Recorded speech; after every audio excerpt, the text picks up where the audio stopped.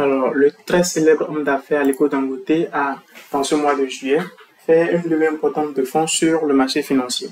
Et visiblement, comme vous pouvez le voir là, c'est la levée de fonds la plus importante qu'il y ait jamais eu sur le marché financier du Nigeria.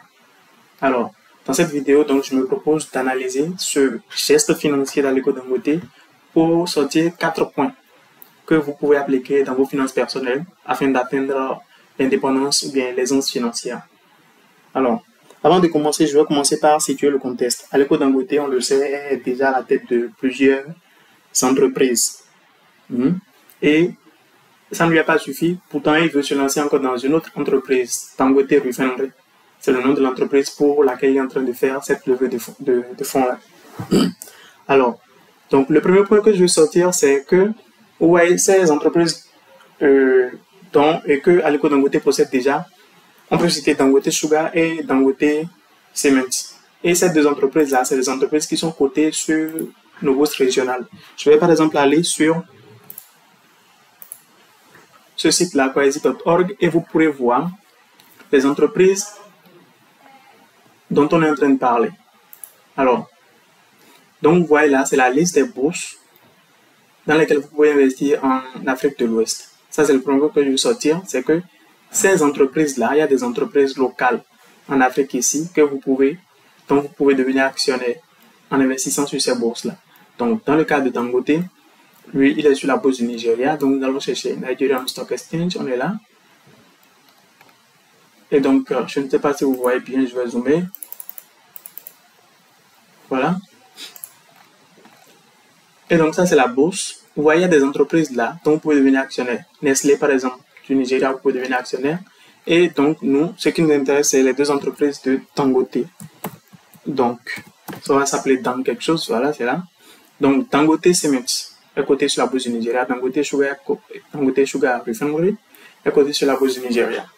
Donc, ce premier point, c'est de comprendre que vous pouvez devenir actionnaire des entreprises en Afrique.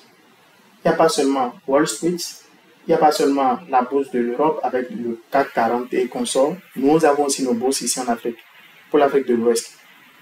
Et la zone UEMOA s'appelle la BRVM. Le Nigeria a sa bourse Nigerian Stock Exchange. Le Ghana a sa bourse Ghana Stock Exchange. Et puis, l'Afrique du Sud a sa bourse Johannesburg Stock Exchange.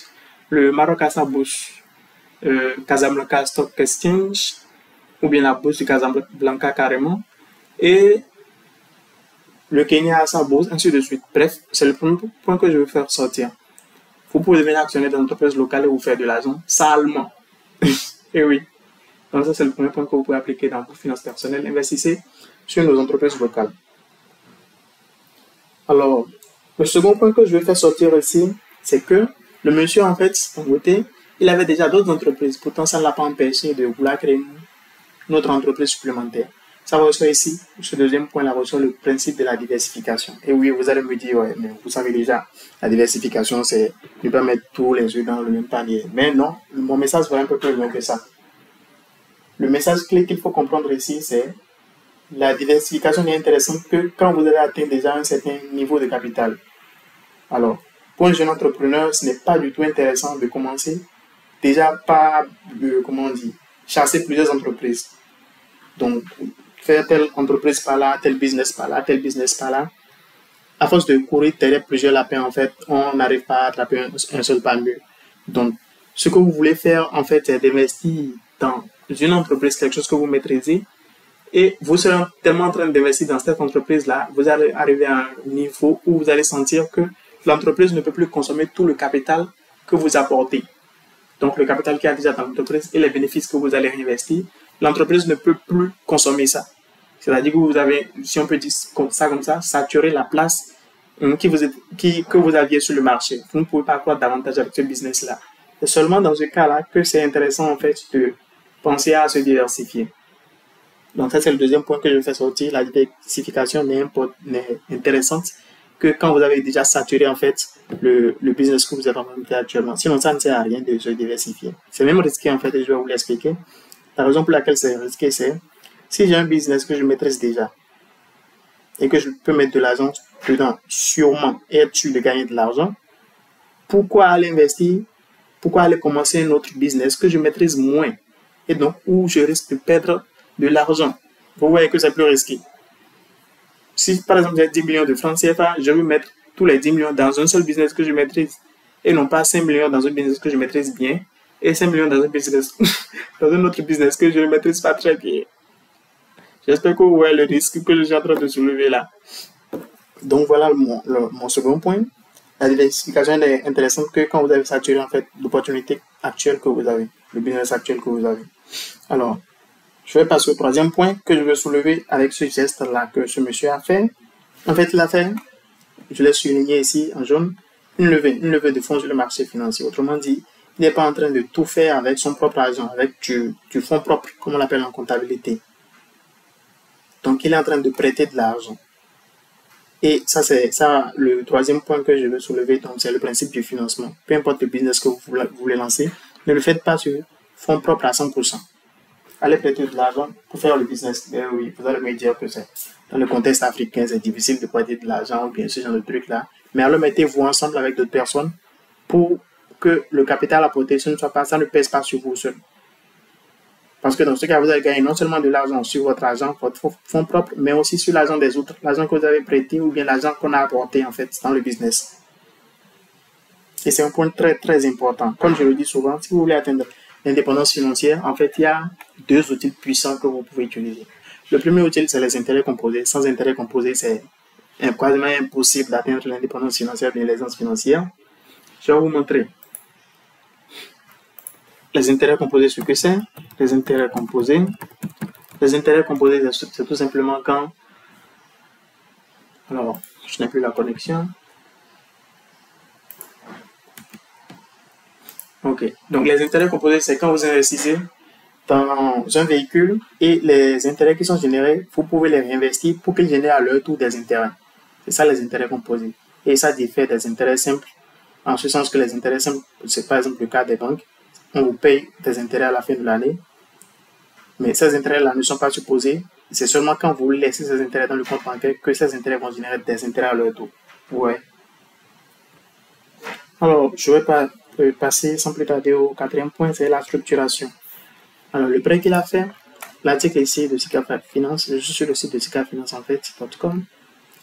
Il explique que le chef de file de l'opération, c'est Standard Chartered Capital. Standard Chartered Capital, qui est le chef de file de l'opération. Donc, il faut comprendre que tout le montant qui a été prêté ou bien emprunté par Dangote, c'est 300 milliards de Naira. 300 milliards de Naira, ce n'est pas seulement cette banque-là qui a fourni tous les sous. Non, ils se sont concertés, plusieurs banques, pour apporter chacun une partie des sous. Ça rejoint un peu le principe de la diversification, mais ça va encore plus loin. Ils ne sont pas ce fil de, bien, cet ensemble de banques-là, ils ne sont pas en train de, ces banques-là ne sont pas en train de supporter le même niveau de risque. Ça va faire qu'en fait, vous allez voir là, le prêt constitue en fait de deux tranches. Une tranche A, 7 ans, taux d'intérêt 12,75% et une tranche B, sur 10 ans, taux d'intérêt 13,50%. Donc en fait, les banques ne supportent pas le même niveau de risque et n'apportent pas la même taille de capital. Et la raison pour laquelle ils ne supportent pas le même niveau de risque, c'est dans ce genre d'opération-là, en fait, on définit en cas de faillite, de bankruptcy de l'entreprise, quelle banque est remboursée en premier. Donc la banque qui est remboursée en premier subit moins de risques. Vous voyez, donc son taux d'intérêt sera moindre.